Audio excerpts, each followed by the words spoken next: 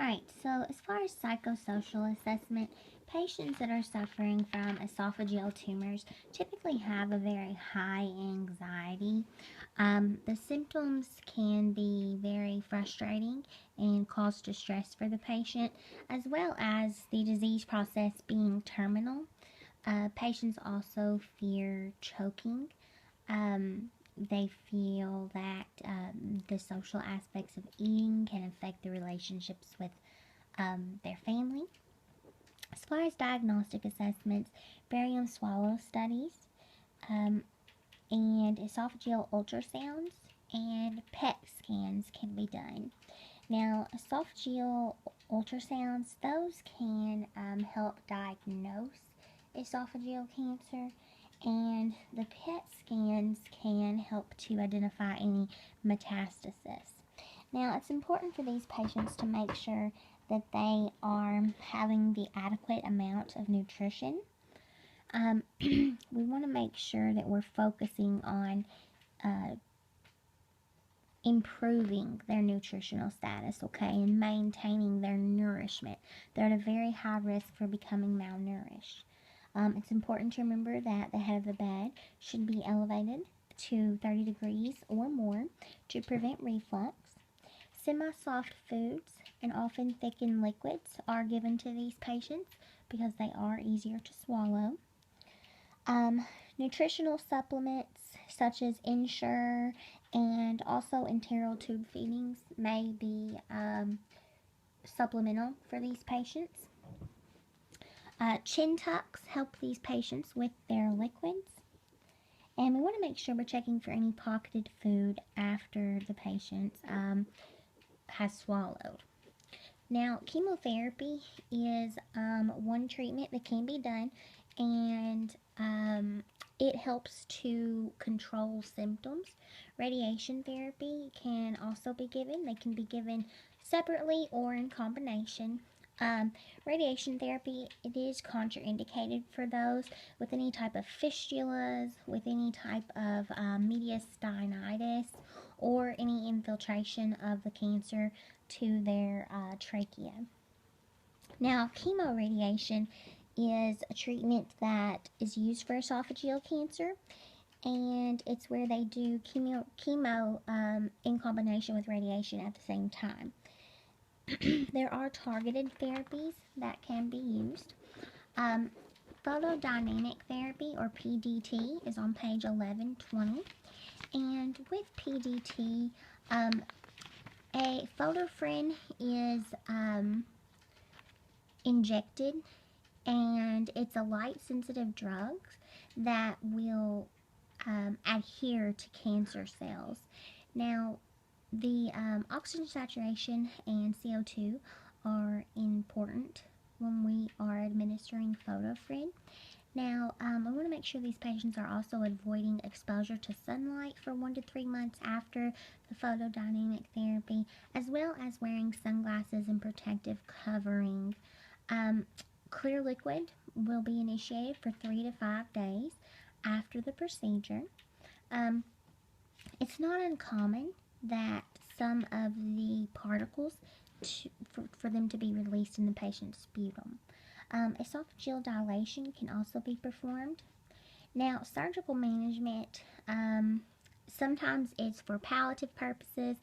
Like I said earlier, esophageal tumors are typically terminal, but we can also do these to cure. We have esophagectomies and esophagogastrostomy. Now, it's important what we want to teach these patients any possible things that can happen after the surgery, such as NG tubes, chest tubes, J tubes for feedings, and incisions in any drains. We also want to make sure we're teaching that patient the importance of turn cough deep breathing. Now, respiratory care is our highest priority for patients with esophagectomy. Okay, it's important to remember that wound infection can occur 4 to 5 days after the surgery. Leakage can occur about 2 to 10 days after the surgery. Okay. Now, on page 1122, there's managing the patient with a nasal gastric tube after esophageal surgery. If you'll read over that short chart. Now, an NG tube is placed intraoperatively to decompress the stomach. And decompression of the stomach, if you remember earlier, we talked about how with hernias, the intra-abdominal pressure can play a role in that. So with NG tubes, we want to decompress that stomach because we want to avoid as much pressure as we can on our suture lines. Now, we should not irrigate or reposition an NG tube in patients who have undergone any type of esophageal surgery. Okay, can be ordered by a physician, but you should not do it on your own unless it is ordered. Okay, now I did talk to you a little bit earlier about how after these surgeries, if the patient has an NG tube, the drainage can be bloody, but within the first 8 hours it should change to a green-yellow color. If you are continuing to see blood in that NG tube after that 8-hour period, that can indicate that there is bleeding. Okay, J tubes or jejunostomy tubes are typically placed. We want to make sure we're instructing these patients to report any temperature greater than 101 degrees Fahrenheit or 100 degrees Fahrenheit for those that are older. We want to make sure that they know to tell their healthcare provider, their physician, of any fever or swollen, painful neck incisions. Okay, we want to make sure these patients are reporting a weight loss. It's important to remember that nutrition is key for these patients. Okay, we want to make sure they're remaining upright after meals. When we talk about esophageal diverticuli, those are sacs that are from the herniation of the mucosa from the esophagus. Now, Zinker's diverticuli is a very common form. It's mostly occurring in older adults, and like with all of our other disorders, we're seeing dysphagia and reflux and halitosis.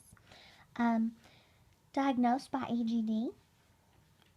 Now, we want to make sure these patients are sleeping with the head of the bed elevated, and they should not lie down immediately after eating.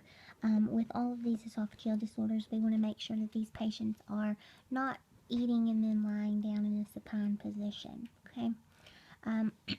Now, common causes, I'll go ahead and go to esophageal trauma. Now, the esophagus can have trauma from blunt injuries, from any type of stress, from vomiting. Okay, table 54.2 on page 1123, common causes of esophageal perforation. We have instruments or tubes, we have ulcers, seizures, and foreign objects. Okay, for these patients with esophageal trauma, we want to make sure that we are looking at those ABCs: airway, breathing, and circulation. We want to note any chest pain, any dysphagia, any bleeding. Okay, we want to make sure these patients are NPO. We want to make sure that they are getting some type of nutrition, whether it be, like TPN, to provide protein for their wound healing. And these patients should not eat for about a week after the injury. We want to make sure we're preventing sepsis, and the surgeon or provider is prescribing broad-spectrum antibiotics as well as corticosteroids and any analgesics for pain. Sometimes surgery is necessary for these patients to remove the damaged tissue. Just be sure that you can differentiate each type of disorder, and you as a nurse know which interventions that you should do in order if something has gone wrong with the patient, and make sure that you know how the body system's working so you can relay to the physician. Okay?